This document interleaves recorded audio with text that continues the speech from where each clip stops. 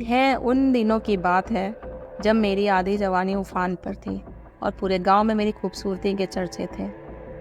यूँ तो मेरे सारे रिश्तेदार मुझे अपने घर के आंगन में ले जाना चाहते थे, मगर मेरे चचेरे आसिफ के दिल की हालत बड़ी अजीब थी। शमीम ने अपने घर वालों को साफ कह दिया था कि मैं आयशा से ही शादी करूंगा, वरना सारी उम्र कंवारा रहूंगा। शमीम के जिद के आगे पूरे घर वालों ने हथियार डाल दिए। फिर एक साथ लेकिन उल्लास भरे माहौल में हमारी शादी हो गई। मैं शमीम के घर आकर बहुत खुश थी। मेरे पति शमीम बहुत ही सुंदर और आकर्षक थे और हमारी बिरादरी के तमाम लोग हमारी जोड़ी को बेमिसाल करार देते थे, मगर हमारे कुछ रिश्तेदार हवस और बुरी निगाह से भी देखते थे। हमें ऐसे लोगों की कोई परवाह नहीं थी। हम दोनों मियाँ बीवी बहुत ही ज़्यादा खुश थे और मेरे ख्याल में इसी तरह से हमारी शादीशुदा ज़िंदगी बड़ी हंसी खुशी गुजर गई। उस दौर में जब हम बहुत कम लोगों के पास पैसा था, हमारे पास कोठी, कार और कई एकड़ खेती की ज़मीन थी। दिन सुख शांति से गुजर रहे थे, लेकिन एक चीज़ की कमी बहुत खलती थी। मैं औलाद जैसी नेमत से अभी तक महरूम थी। शादी को हुए पूरा 5-7 साल लंबा अरसा बीत चुका था, लेकिन उम्मीद की कोई कली अभी तक नहीं खिली थी। मैंने अपनी समझ से बहुत इलाज करवाए और रुपया पैसा भी पानी की तरह बहाया। टोने टोपके भी करवाए थे, लेकिन मेरी कोख भारी नहीं हो सकी। ढेर सारी जायदाद का कौन सवारिस होगा? आने वाली नस्लें कैसी आएंगी? आखिर कब तक मेरा पति सब्र करेगा? फिर जिंदगी के आखिरी दिन कैसे गुजरेंगे?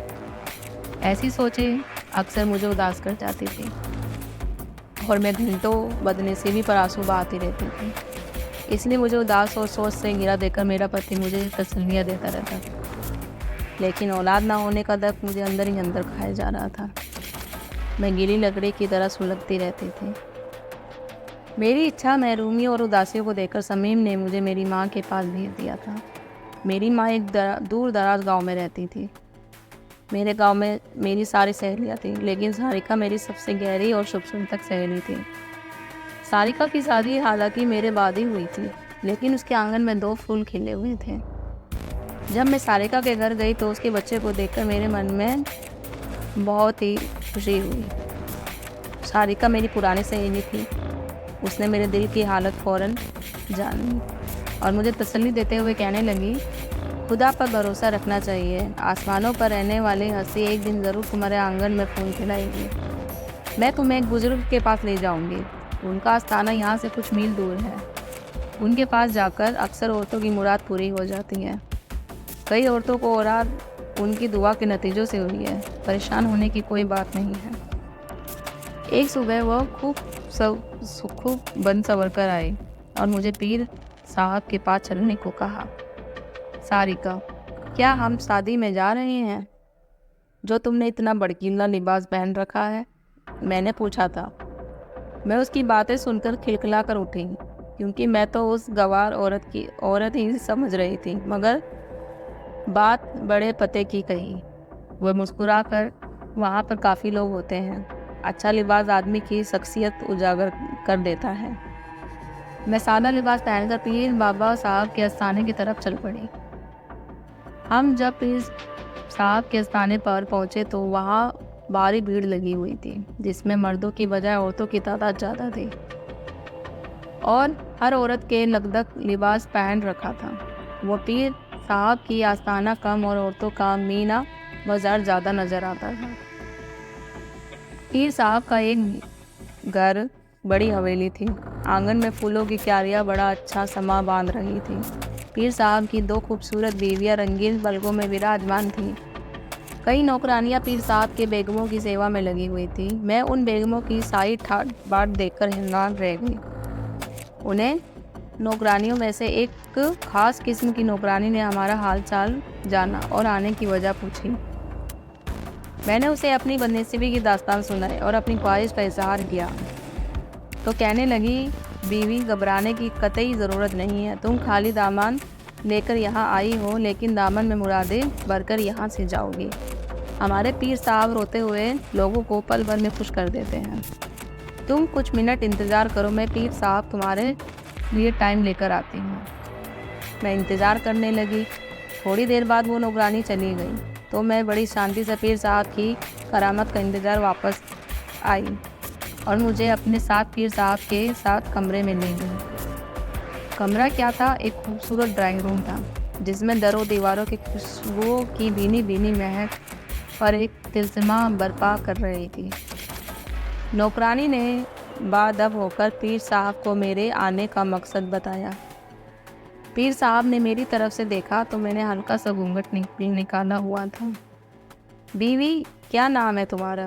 पीर साहब ने सीधे मेरी कर पूछा था। आंखों में आंखें डाल मैंने शर्म के मारे नजरें झुकाते हुए कहा, बंदी को आयशा खान कहते हैं। देखो आयशा, हम फकीर लोगों से शर्म कैसी है, घूंघट हटाओ और हमारी तरफ देखो। रोबदार लहजे में पीर साहब ने हुक्म दिया तो मैंने डरते हुए घूंघट उठा दिया। बहुत खूब, कुर्बान जाऊं इस कायनात के मालिक पर जिसने इतना खूबसूरत सागदार बनाया। पीर साहब ने मेरा खूबसूरत चेहरा देखकर कहा और मैं शर्म से पानी पानी हो गई। एक गैर मर्द ने मुंह से तारीफ सुनकर मेरे दिल की धड़कनें तेज हो गई। अपने पति के अलावा मेरा किसी मर्द से पाला नहीं पड़ा था। बीवी, आज की रात तुम्हें यहाँ रुकना पड़ेगा। मैं रात के किसी पैर तुम्हारे लिए ताबीज़ पढ़ूंगा और पीर मुशद्दिद ने चाहा तो बहुत जल्द तुम्हारी गोद हरी हो जाएगी। पीर साहब ने अपना हुक्म सुनाकर मेरी तरफ देखा। उनकी हुक्म अदुली नामुमकिन थी। औलाद की ख्वाहिश मेरे दिल में बड़ी शिद्दत से जाग उठी थी। ठीक है पीर साहब, हम यहीं रुक जाएंगे, मैंने कह दिया। मेरी बात सुनकर पीर साहब खुश हो गए थे और उन्होंने नौकरानियों को बुलाया और हुक्म दिया इन्हें मेहमान खाने में पहुंचा दिया जाए। अच्छा सरकार, नौकरानी ने ताबेदार से कहा। मुझे एक खास कमरे में छोड़कर चली गई। नौकरानी के बाहर जाते ही मैं सारिका के पास चली गई और उसे बताया कि पीर साहब कोई ताबीज़ लिख कर देंगे। सारिका खुश हो गई। आयशा, तुम बहुत ज़्यादा खुशकिस्मत हो। पीर साहब ने इतनी जल्दी ताबीज़ लिख देने के लिए हामी भर ली है। ना औरतों को तो पीर साहब के आस्थाने पर कई चक्कर लगाने पड़ते हैं। ताबीज़ लिखवाने के लिए फिर कहीं जाकर काम बनता है। बातें मत बनाओ और मेरे लिए खाने पीने का बंदोबस्त करो, भूख के हमारे पेट में चूहे कूद रहे हैं। अच्छा हुजूर, कहकर सारिका बाहर की तरफ चली गई और मैं बच्चे के हसीन सपनों में खो गई। रात का खाना खाने के बाद पीर साहब की हवेली में गुप्त अंधेरा छा गया। दोस्तों, इसका अगला बार मैं अपनी अगली स्टोरी में सुनाऊंगी। जब तक आप ज़रूर बताइएगा ये आपको कहानी कैसी लगी।